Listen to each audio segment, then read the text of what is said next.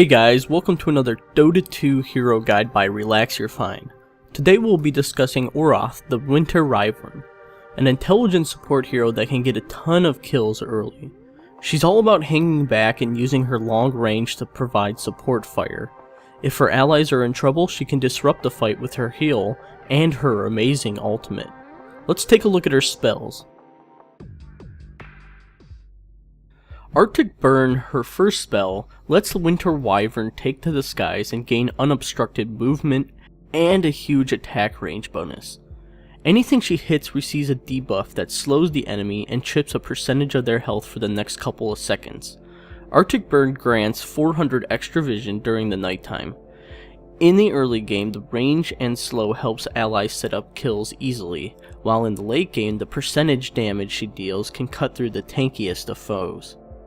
The second ability, Splinter Blast, is a huge range projectile that splits off into ice shards that will hit nearby enemies with an impressive damage and slow. However, the initial target is unaffected by the damage or the slow. Splinter Blast is a very tricky spell to land, but its giant cast range will help you find the optimal target in the center of a fight. The nuke affects units that you don't have vision of, and the ice shards can never be disjointed. If Winter Wyvern has the mana to support it, Splinter Blast is an excellent farming spell as well. The third move, Cold Embrace, locks an ally in an ice prison, stunning them and healing them for a percentage of their health. While in the prison, the target is completely immune to all forms of physical damage, but they're still affected by the other types of damage. Apart from being an excellent healing and support spell during fights, using Cold Embrace on creeps that are tanking the tower can also help sustain a push. The large cast range can often surprise enemies as they overcommit to your allies. Finally, the ultimate, Winter's Curse, turns your enemies against each other. The target will taunt allies near them upon cast, as well as allies that walk near them during the duration of the Winter's Curse. The target will receive a huge damage reduction, so be careful combining with your allies' burst nukes and spells. Unlike other huge AoE ultimates like Ravage or Black Hole, Curse's long cast range lets Winter Wyvern disable an entire team from far away. There are two primary builds for Winter Wyvern, Arctic Burn Max or Splinter Blast Max. Ranking up the burn allows you to use the spell more often thanks to the lower cooldown, and also gank much more effectively due to having a longer auto attack range. Maxing the burn allows you to be extremely dominant in the first 10 minutes of the game, but once pushes or teamfights start, you won't have the raw damage output that the max Splinter Blast build provides. Unless your towers will be under a ton of pressure from an enemy push lineup, generally maxing Arctic Burn is the way to go. Get a value point of Cold Embrace early on, and feel free to level it up if you're pushing during the mid game, since the extra sustain will be extremely helpful at keeping your allies healthy. Have an aggressive mindset at the start of the game, since Arctic Burn lets you damage and outrange just about anyone. Spot an enemy that's out of position, and let your Arctic Burn rip. With your allies disable or right clicks, you're gonna get some easy kills or at least force enemies out of the lane. Keep in mind that Arctic Burn applies a 5-second debuff, so you can alternate your attack between enemies if you want to slow multiple heroes. She's also an excellent roamer because she can gank from behind trees or over cliffs. Once Arctic Burn is on cooldown, you'll be fairly non-threatening, so spend that time checking runes or roaming to a different lane. One important thing to remember is to use Splinter Blast before Arctic Burn if possible, because it has a much longer cast range and might even come off cooldown for a second use during a long chase. During the mid game, Winter Wyvern is a decent ganker, especially during the night thanks to Arctic Burn's extra night vision. However, she's no solo ganker and you'll be needing some decent burst damage from your allies. She's extremely slow as a hero, so utilize your range and thus superior positioning to survive skirmishes. A good Winter's Curse will generally turn the odds of the teamfight in your favor, especially if you get to use it on an enemy squishy. Furthermore, consider alternating your attacks with Arctic Burn during these fights to apply the debuff on as many heroes as you can. Winter Wyvern is also an excellent pusher after winning these small mid-game fights, since she can mow down creeps very easily with the Splinter Blast, and even let the front creep tank for days with Cold Embrace. When the late game arrives, you gotta stay out of sight of long-range initiators such as Clockwork or Storm.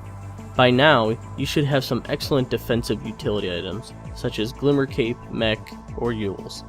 In combination with your Cold Embrace, you can keep your ally, especially your ally carry, alive for as long as possible.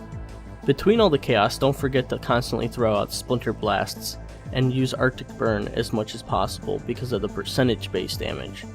Don't ever forget that you have one of the strongest AoE disables in the entire game, and many fights are easily won right when you cast Winter's Curse.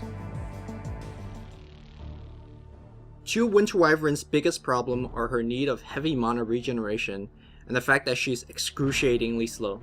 Let's take a quick look of how I played and itemized Winter Wyvern. I started a game with a standard set of regeneration items, as well as a pair of Observer Wards. I decided to go top with Undying because we have a ton of harassing and killing power. The Lich comes in for a Frost Blast, but that's already too close for my Arctic Burn to slow him down. Notice how I alternate one of the attacks onto Storm in the backline, dealing a bit of extra damage with the debuff. This time Storm comes in too close to the creep wave, and I open up with the level 3 Arctic Burn. Undying drops his Tombstone, and I notice that Lich is coming in to help, which gives me a good target to bounce Splinter Blast off of. Undying's in a lot of trouble, so I Cold Embrace him immediately to keep him alive a little bit longer. Winter's Curse buys time for Tombstone to spawn more zombies, and I alternate Arctic Burn attacks on each hero. The AoE damage of Wall and Chain Frost killed me pretty quickly, but our Crystal Maiden plus a zombie finished the job. I find an Invis rune in the river and I call my team for a fight. I curse the Lich immediately to prevent Chain Frost, and because he's much squishier of a target. My team joins in and wrecks the two heroes immediately, but Ursa comes in fast and my spells are all on cooldown. I Cold Embrace the Kunkka to keep him alive a little bit longer, and that's long enough for the Tombstone to start generating zombie. I notice that Storm is hanging around in the backline with low mana and low health, so I chuck out a Splinter Blast, which by the way cannot be disjointed. The slow and the zombie attack lets me walk in for a Storm kill. Ursa responds with the Aegis, but between Arctic Bird, zombies, and Crystal Maiden, we just kite him to death. This game I decided to go for Tranquil Boots and Yules for a ton of mana regeneration as well as movement speed. With our huge lead from the early fights, we're pushing high ground 16 minutes into the game. I use my range to stay out of the base and throw in Arctic Burn as well as Splinter Blast when needed. Ursa is the biggest threat, so I reserve my Winter's Curse for him, and my team pretty much just chain disable him to death. This game pretty much came down to me being able to cast my spells, so Yule's mana regen was really nice. If we were losing the early game, I would have bought a Glimmer Cape instead, because the enemy team had a lot of magic damage, and the invisibility would help against Ursa and Storm. As for situational items, Glimmer Cape's magical resistant combines very well with Cold Embrace to keep a single target alive. I also buy Lotus Orb a lot to get rid of hexes or to debuff certain spells like Track from my carries. If you're having trouble getting a good ultimate off, mobility items like Blink Dagger or Force Staff are strong choices as well. The bottom line is, whatever item you're getting, make sure it has some mana regeneration component in it, because this hero needs a ton of mana.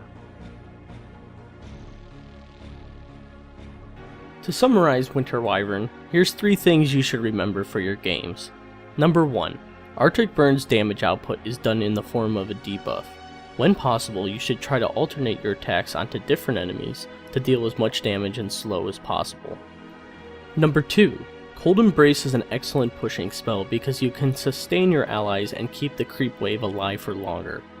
You can also solo push towers if it's safe enough to do. And number 3.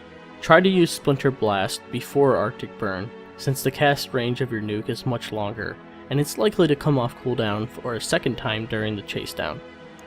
A well-played Wyvern dominates the early laning stage and sets up kills in multiple lanes. Then she owns early fights with Winter's Curse, transitioning into early tower pushes. Whether your enemies like it or not, winter is coming.